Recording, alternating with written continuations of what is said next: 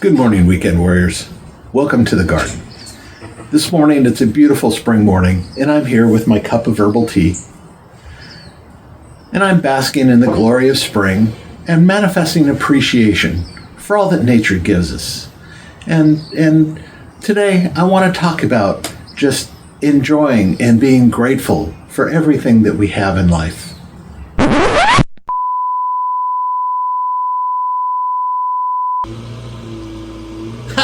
Who am I trying to kid? The only thing we're manifesting around here is sawdust, and in this case, a pizza press. Now I'm building this one for Frank, so Frank, this will be yours when I'm done with it. All right, so let's get right down to it.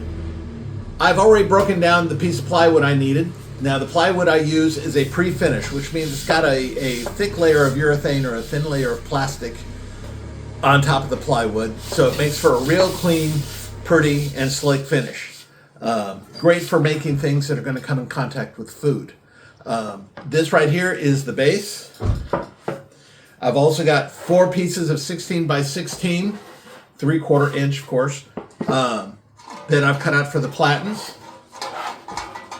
I took a piece of 1 by 6 poplar, and I've cut out the pieces for the pivot and the pieces for the arm. And of course, I'm going to have to laminate a couple of those together to give me a thick enough arm to do the job. Now, I can't just glue all this stuff together first. I have to do some processing.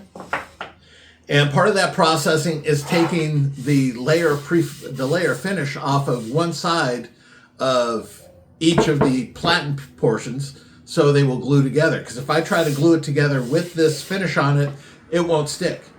So what I have here in front of me is my flattening jig. And the flattening jig works great for taking an even layer of anything off of anything. So it's a piece that I made out of a old tabletop, workbench tabletop. 2 pieces of 80/20 slotted stock. So this is just aluminum stock that you can use to build tables. As a matter of fact, the table I'm working up to right now is made out of this stuff. This is leftovers. Some angle iron I've welded up to hold my router, and of course, there is the router. Now I've got the router set up to take about 1 millimeter off of each panel. So I'm going to go get my mask on and my hearing protection, and then I'll demonstrate it, and then I'll keep on going and get back to you when it's all done. So hang on. All right, I'm all set and ready to go. Before I get going though, you should know that between the tabletop and the workpiece, I've got a piece of this I don't know what you would call it, corrugated rubber. It's the stuff you put under rugs to keep them from slipping. Well, it's going to keep my stock from slipping around while I'm cutting on it, so I don't have to use any clamps or anything to keep it down. Okay, we got that out of the way. Let's get going.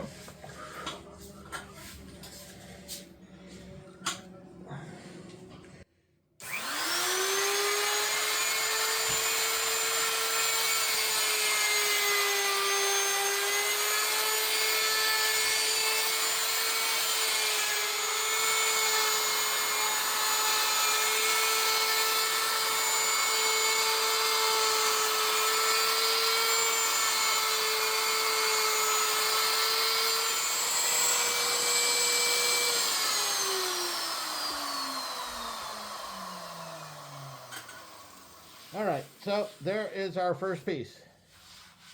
1 down, 3 to go. So now it comes time for the glue up. Now, there's the side we just cleaned all the slick slide, the plastic, the urethane, whatever they put on it. We've cleaned that off of this side, so this will be our glue side. But you'll notice on the side that I left factory fresh, I've covered it up with blue tape. And that's just to protect the finish as we go through the process of building this thing, because there are times we have to slide this face like across my router table, etc. And I don't want to go scratching, scuffing, and all that. So I give it a layer of blue tape for protection. All right, so what I'm doing here is as I'm making sure of what I got, is I'm placing it in a bar clamp, and that bar clamp is going to help me match up the edges. So when I put the gluing clamps up, it doesn't slide off in different directions and end up where I don't want it. And it saves a lot of cussing. So I'm just going to go ahead and get started here. And I buy my Tight Bond glue by the gallon. So I find that chocolate syrup containers and dishwashing liquid containers are perfect glue holding containers, so I don't have to be handling the gallon. So I'm just going to use a stick now to spread the glue like peanut butter.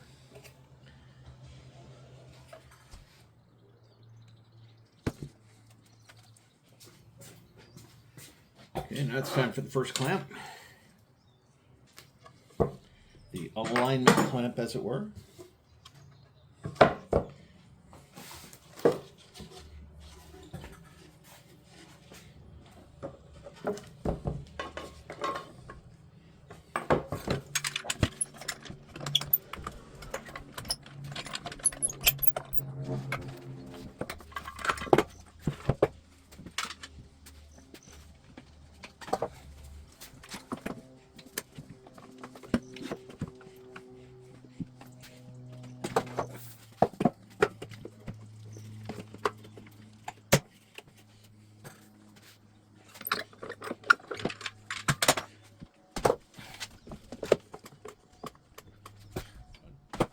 All right, so here is my final glue up on this one.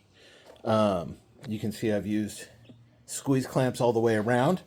I've put a old coffee can under the underside to high center it, and then I put about 15 pounds of weight dead center in the middle. So that should provide enough force all the way around to get me a real solid glue joint. As far as getting the drips off the side, these were drippy as heck, and there's still some coming out. You don't want to tighten it down so far that you squeeze all your glue out, but you still need a nice firm press. So I've gone through with a wet rag here and cleaned it off the edges as much as I can, and that's going to save me some time later cleaning up these edges after when it's time to do the final portion of it. Yeah. So we'll finish cleaning these up. All right, new day and more parts of the project. The glue up is complete or close to complete. I've got the press arm all glued up, ready for shaping. The two platens right here, they're both glued up, flattened out, and ready for shaping. What I kind of spent part of this morning doing is creating new templates. One for the handle shape, and you can see I've got it drawn in here, and there's my template for that. And then one for cutting out a section on the press base to accommodate the press pivot assembly. Say that 3 times real fast. Basically, I have to get rid of the slick finish because it doesn't accept glue. So in order to secure the pivot assembly, so I can glue it down and screw it down, it takes a lot of stress when you're pressing out dough, I had to remove that slick finish.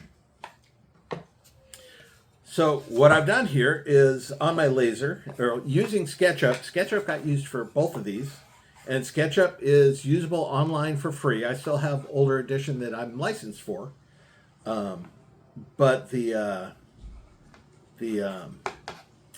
for just home use and casual use, they've got an edition that you can draw things out online. So I include the SketchUp versions of all my plans when I do plans. So if you're wondering how you're going to open those, go online and check out SketchUp. They're a great product. Anyway, so when I cut on the bandsaw, because I just wanted to. I could have done this on my laser, but I felt like using my bandsaw. This guy I used my laser for, so he is really precise. He happens to be 6 millimeters wider than the actual cut out on the base, and that was to accommodate my collet, the difference between my collet and my router bit. So basically, let me bring this up just a tiny bit here. If I can gonna bring it up a lot of it. Basically, when I'm cutting something like this out, I use a pattern. The collet rides inside the pattern, and then the bit, I'm getting a repeatable cutout every time I try to do this. Now, I had to make a new one because I have no idea what I did with my old one. But the idea here is, whoops, you draw out your pattern on your workpiece in the actual size. You make sure you extend the line, say, for the top and then a center line. Then I have a matching center line and 2 lines on either side that match exactly where I want the hole to be. And then I just go down and I match those up and clamp the pattern in place and then run the router around it. So using pattern collets really make things a lot easier when you can, make sure that you're getting the exact size you want and in a repeatable fashion. All right. Unfortunately, I did the cutout already offline. I should have done it online, but I'm sure you got the idea. I hope you got the idea of how that worked. Anyway, now it's time to start shaping things and getting my pivot ready for glue up, which means there's some rounding over that has to do. I've got to drill the hole for the press arm, and then I still have to shape everything up. So we're going to run over to the router table and start knocking off the edges from the plywood because we don't want it splintering up and creating splinters or ripping pieces off, and rounded corners will chamfering the corners basically.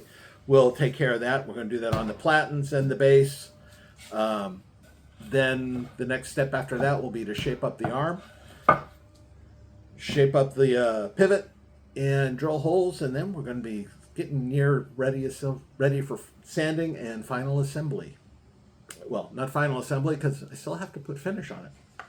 So, still a bunch of work to do. Let's get to it. All right, router time. Now, I got my hearing and my mask. I got my eye protection. I'm ready to go here. So it's just going to be a lot of loud and a lot of cutting.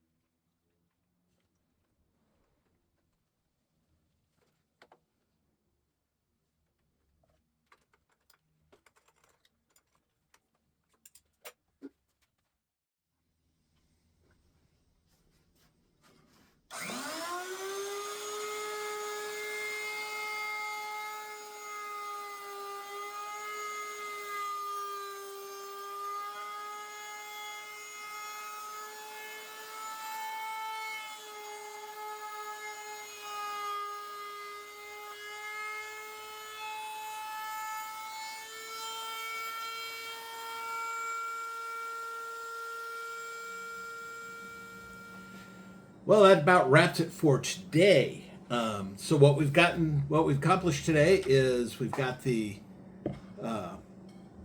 press arm all shaped up, rounded over. Got the handle ready to go. It's a kind of a gorgeous kind of thing here. Got the pivot hole drilled. So he's ready for sanding and finish. We got the handle pivot assembly. Once again, all cut out, shaped up, the hole drilled, fitted for a pin. Now all I got to do is finish gluing it together, and it'll be ready to mount. Once again, after some sanding and a little bit of finish. But this is a pretty big step for today. All right. All the edges on the platens are now rounded over, ready for sanding. I got a spacer in between, made a spacer for going in between for the construction. And yeah, and then of course the base, cut out the pivot location, rounded the corners. So it's all ready for a little bit of sanding and finish also. It's a new day once again, and I'm back in the workshop where we left off last time, or in the last segment. I was ready for sanding and then assembly of the pivot assembly. So you can see I've shaped up the handle. It is completely sanded down to a 220 grit sanding. I have already sunk the hole through the end, so this is our pivot hole. And on each side, I've also countersunk the hole, so it's going to accept the pivot rod when I cut it down and shape it. It's going to accept the pivot rod much easier. The edges of the base have all been sanded down, so it's nice and smooth. And then the pieces of the pivot, you can see they're assembled. I got them all shaped and sanded, and I sunk the hole through the pivot. And of course I also assembled it, so it's been glued up. It's nice and tight, so it will fit in. Oops, wrong way. The pivot goes toward the back. It'll go in like that, and this will go in here just like this. And if I line it up right, it'll pop right on through. So let's see if I can line it up right. There we go. Pops right on through. So there's our pivot arm. So now the base needs a little bit more work, and that is it needs the mounting holes for the pivot assembly. It also needs the mounting holes for the platens. So we're going to take care of that right now. You can see that I've laid out a center line, and on either side of that center line I've got 6 holes, because I'm going to hold that base platen down with 6 different screws. Well, of course, they're going to be different screws. I can't do 6 of the same screw. And then for the pivot, toward the back of the pivot, I've got a hole for each of the sides and one for the center base part. And those are all toward the back, because that's where you're going to get the most of the stress when you push down on some tough dough. Say you decide you want to make flatbread and you make your dough a little bit tough. Well, when you crush it down, it's going to put some torque on it. So we put the extra screws in the back, and it will also get glued down. So it's like belt suspenders for the pivot and the arm. Anyway, so let's go and get these holes drilled, and then I will show you what we're going to do with the platens. Stand by.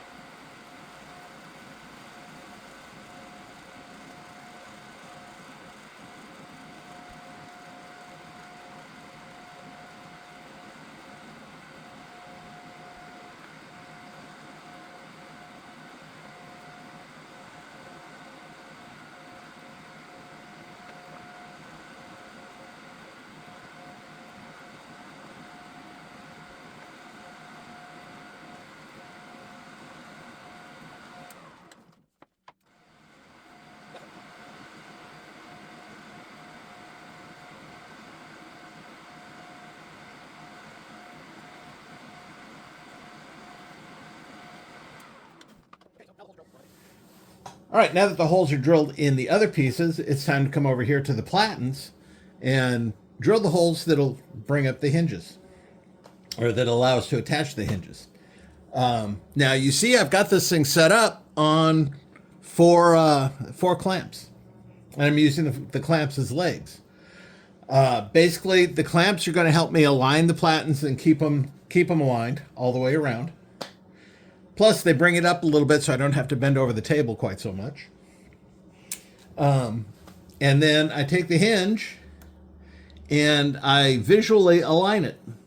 So I've aligned it to one of the stripes in the plywood used to create the platen.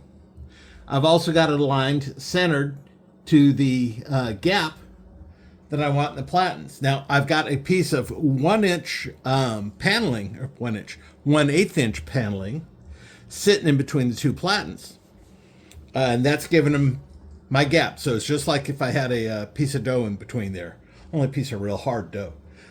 And then, like I said, I set the hinge visually, and I've got it sitting in 2 inches from either end, because this is a 12-inch hinge, 16-inch platens. Difference is 4 inches, of course. All right, so it's nice and straight. It's set up. It's taped into place. It's not going to go anywhere. Now I can take my hinge bit, which is this neat little guy that will fit right into the center of the hinge hole there. And as I push in, the drill bit is exposed and it goes in. So I'm going to start on the ends, and I'm going to get it started and get me my first 2 holes on that end. Then I'll come over here, get me 2 holes on this end,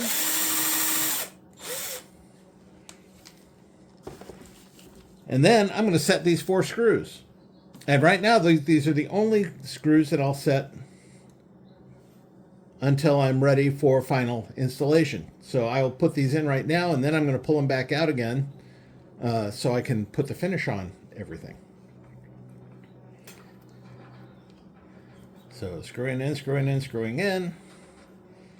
I'm not using one of my power drivers right now because I don't want to overdo it. I just want the screws to hold it. Oops, shoot, hit my camera. Yep, we're still seeing everything. I just want to hold the hinge in place while I drill the holes for the final, let's see, 6.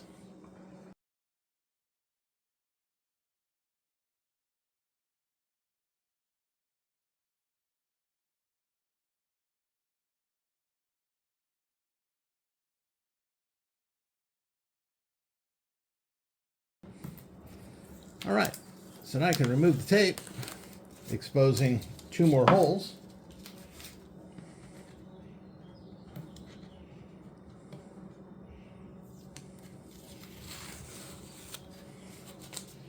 So there we go, the last 6 that need to be drilled.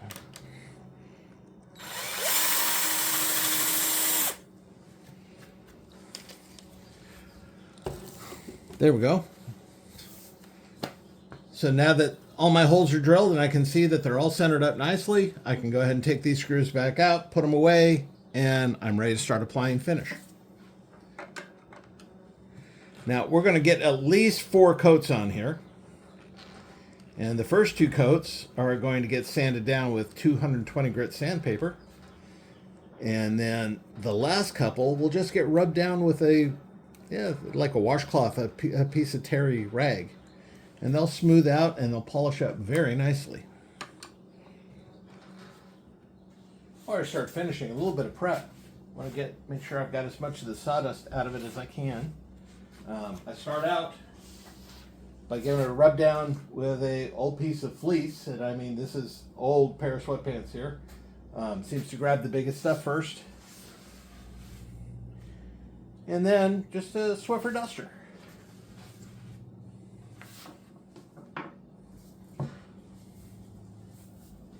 Okay, this is a food safe urethane, and you don't shake it, you just stir it.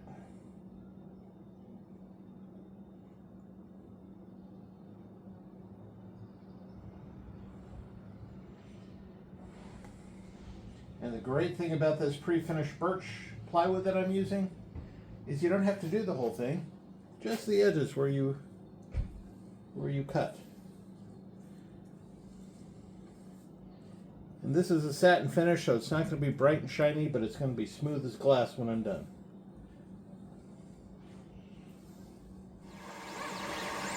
Alright, second coat is on all the wooden pieces, so now it's time to work on the pieces that aren't wood.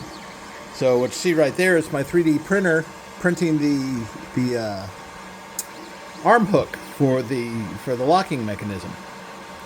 And you see it's rocking right along. It's probably got another hour or so to go on that. And while that's going on, I am preparing to work on the lock mechanism shaft and the pivot pin. Now the pivot pin's going to be easy. I've already just cut it down to a 3-inch pin. And now I'm just going to bevel the ends so it slides through on the initial push much easier than just trying to shove it through. All right. And then I'm going to do the same thing on this guy. I'm going to bevel the ends. So one end has to push into the base, and the other end I have to thread. So I need bevels on each. So let me reset the camera and you can watch me do those things.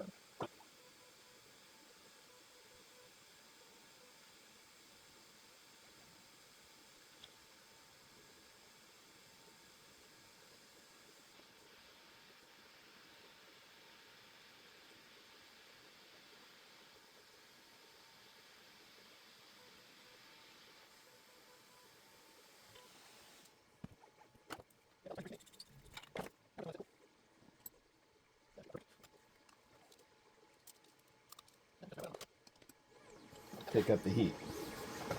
All right, so pins are done. I just need to thread this guy, so it's time to pull out the tap and die set.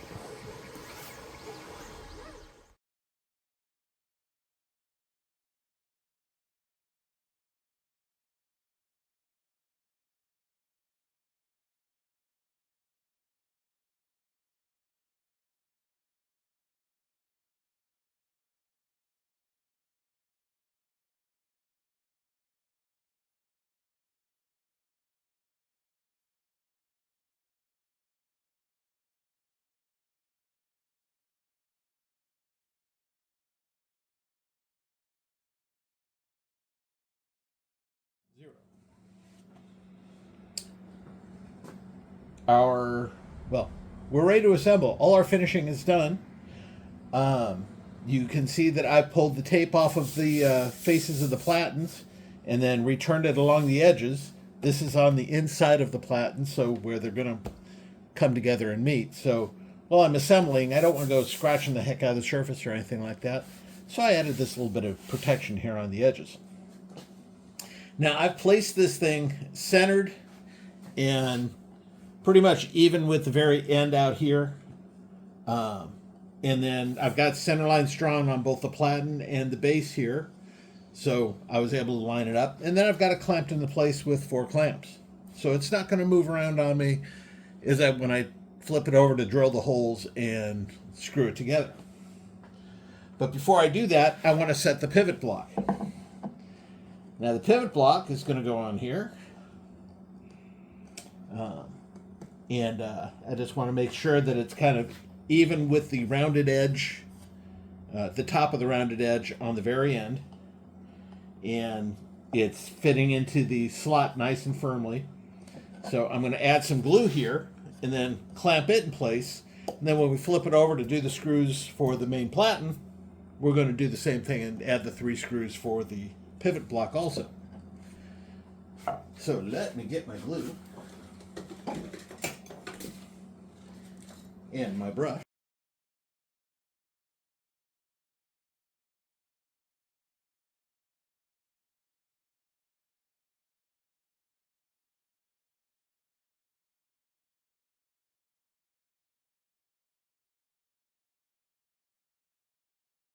Zero. All right, glue's on each side. The pivot block is in place, and now I'm going to throw a clamp onto here, which will hold it long enough for me to get screws on it.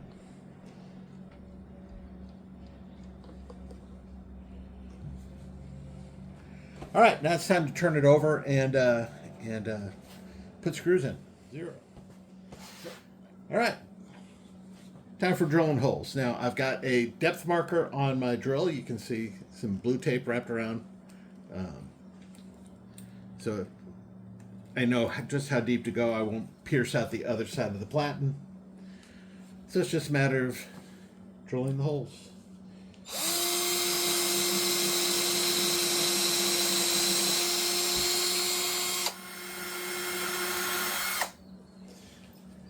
There we go. Holes drilled. Now it's time to add screws.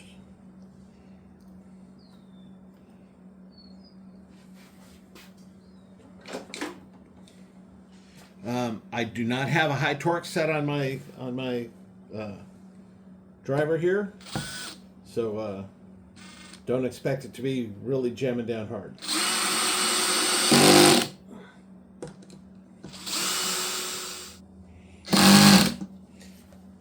All right, I've got 8 of the 9 screws in. I just have one more hole to drill and one more screw to put in, and that is in the center where the clamp was. Now I'm going to put the screw in, and then I'm going to put the clamp back on, just for giggles.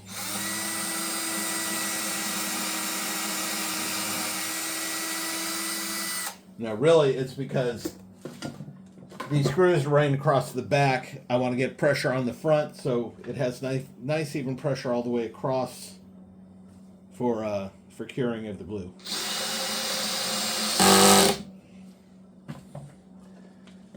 Okay, so that's dealt with. That's dealt with.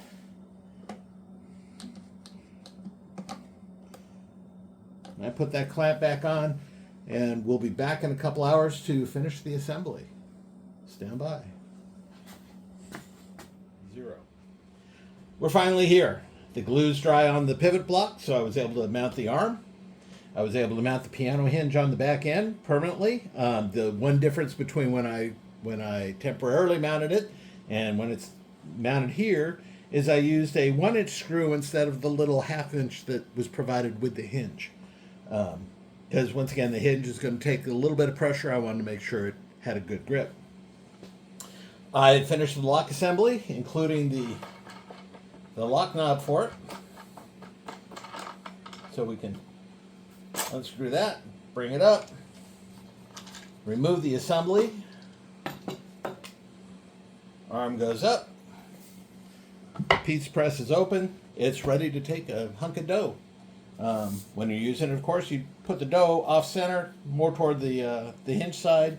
So when this thing comes around and squishes it outward and around. But yeah, this guy is ready to box up and send to its new owner, Frank. So Frank, here is your pizza press.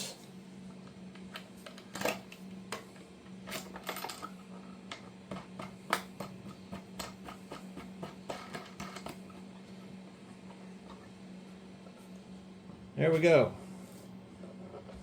All ready for shipment. So, this is it. Another successful build. Normally at this point, I would say until I see you again, keep up the good fight. But in lieu of some recent events in my life, I'm going to say good night and thanks for letting me be part of your shop. Until next time. Bye.